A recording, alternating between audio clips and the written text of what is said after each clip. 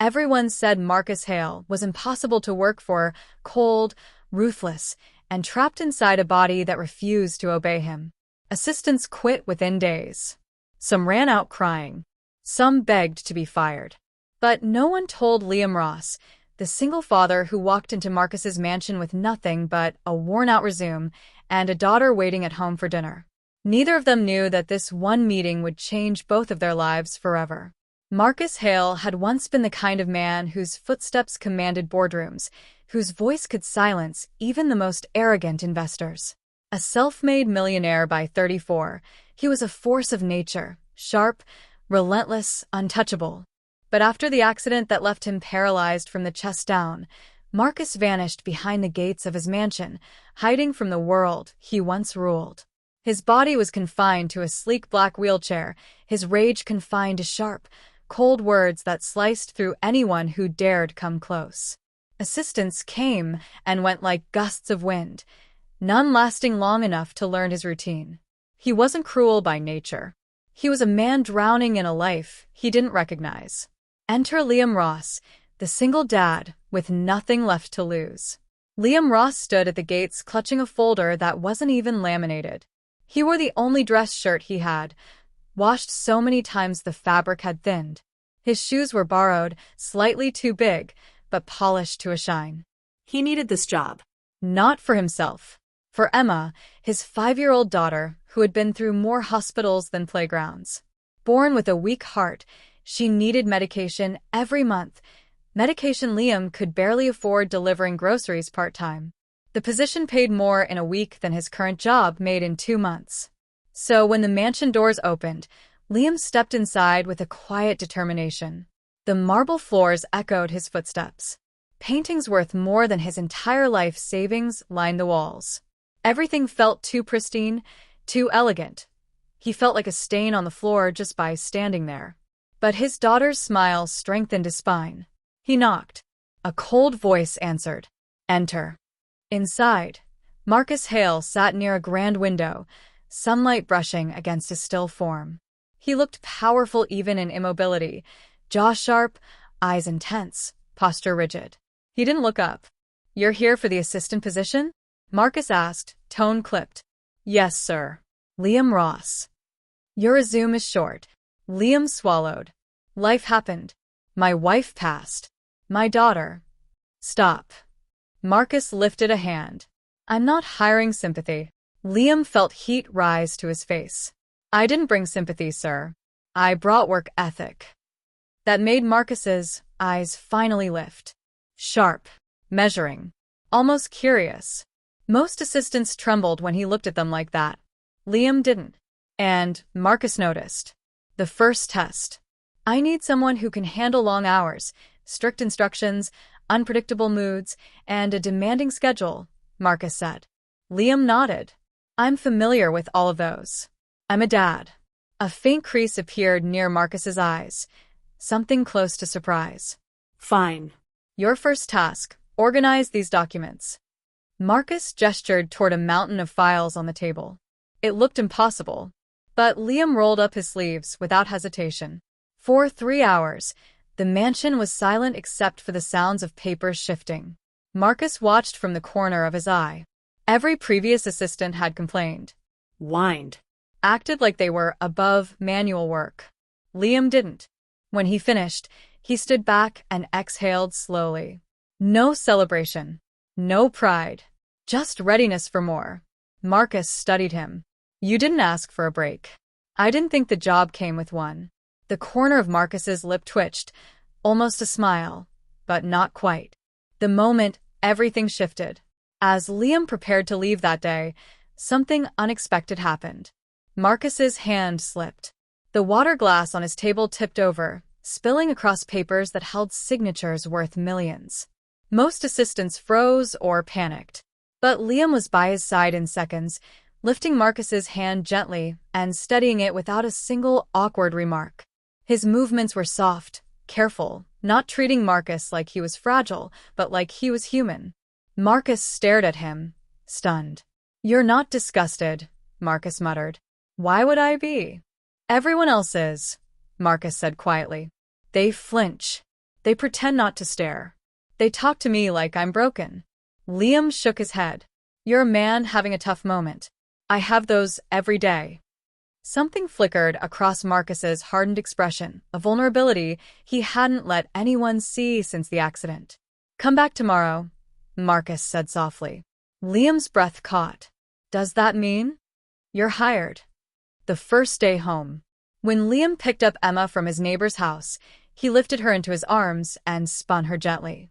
Daddy got a new job, he whispered. Emma pressed her tiny hands to his face. Does that mean no more scary letters in the mailbox? No more, he promised, voice thick. For the first time in months, Liam let himself believe things might get better. Back at the mansion, a man who didn't want to hope. Marcus stared at the empty hallway long after Liam left. Hope was dangerous. It had betrayed him before. But something about the single father's presence lingered. Not pity, not fear, not discomfort. Just quiet understanding. And Marcus felt something he hadn't felt in a long while. Maybe he didn't have to fight the world alone anymore. The days blurred together as Liam adapted to his new role. Marcus's mansion, once a place of isolation and despair, slowly became a stage for small, profound acts of kindness. The paralyzed millionaire watched from his chair, a silent witness to the resilience and care that Liam carried like armor. Liam never treated Marcus differently from anyone else. He didn't shy away, he didn't overcompensate, he simply did his job with quiet dignity. And in return, Marcus began to notice something he hadn't in years. Trust. A surprise in the garden. One rainy afternoon, Liam found Marcus struggling to adjust a tablet that controlled the mansion's smart systems. The window overlooked a sprawling garden, slick with rain, yet alive with the muted greens and reds of early spring. You can't leave it like that, Liam said, steadying Marcus's hand. I don't want anyone touching it, Marcus muttered. You're not broken, Marcus. You just need someone steady. I can be that, Liam replied, his voice gentle yet firm. Marcus hesitated, then allowed Liam to adjust the tablet. The two men worked in silence for a moment before Marcus broke it. Do you ever get scared, Liam? Liam blinked. All the time. But I get up. I keep going for Emma. And today, I'm getting up for you too. Something in Marcus shifted. Fear, pride, and frustration had dominated his life since the accident.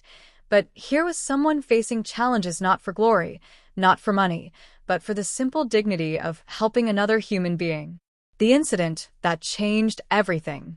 Weeks passed, and Liam's routine became the pulse of the mansion. One night, Marcus experienced a sudden spike in blood pressure. Alone in his study, he called for help, but his assistant protocol had already expired. Liam wasn't there yet. Panic flickered in his eyes as he tried to reach the emergency button. The mansion's grand clock ticked mercilessly. Seconds stretched into minutes. Suddenly, Liam appeared at the doorway, soaked from the rain outside. I heard the alert, he said, rushing to Marcus's side. With practiced hands, he stabilized the monitor, adjusting Marcus's posture in the wheelchair. Calm words flowed, grounding Marcus until the storm in his body began to ease. Marcus looked up at Liam, breath ragged. Why do you care so much? He whispered. Because I know what it's like to fight alone, Liam said softly. And nobody should have to. For the first time, Marcus felt gratitude that didn't taste like weakness or obligation. It was pure, untainted by pity. The daughter, who brought light. Emma, curious about her father's new workplace, had begun visiting on weekends. She was shy at first, clutching Liam's hand tightly. But Marcus, watching her approach, felt an unfamiliar warmth. She spoke to her father in soft giggles and asked Marcus questions with unfiltered curiosity. One afternoon, she tugged on Marcus's sleeve. Daddy, can I show him my drawing? Liam smiled and encouraged her. Marcus looked down at the paper Emma had drawn, a chaotic but heartfelt representation of her family. Then he looked at Liam, realizing how much love and commitment this man carried, quietly and without complaint. I didn't think I could smile again, Marcus said quietly to himself. You will, Liam said without hesitation. The biggest test. The true test came unexpectedly. Marcus had been contacted by an aggressive investor, demanding immediate approval for a risky deal. Liam, unfamiliar with boardroom politics, had no right to intervene.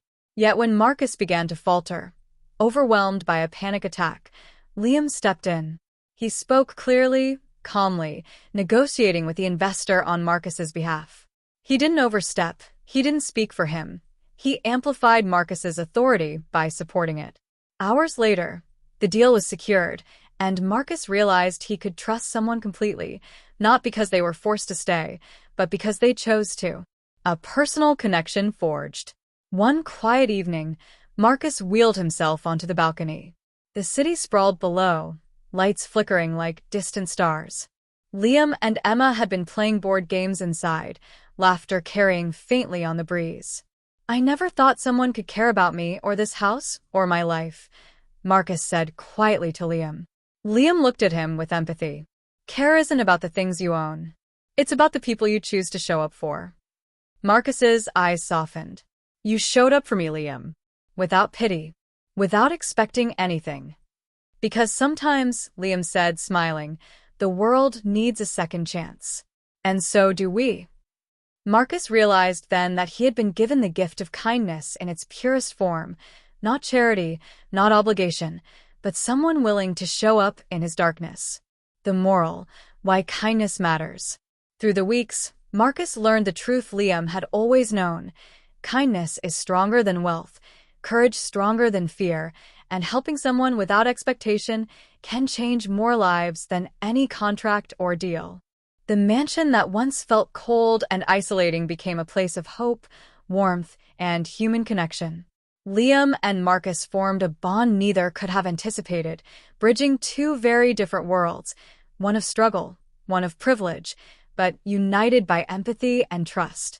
Marcus realized the hardest lesson: wealth cannot replace love, and power without compassion is empty. Liam realized the hardest lesson: even the most impossible people can be transformed with patience, understanding, and unwavering dedication. And Emma? She learned that heroes don't always wear capes. They just show up when it matters most.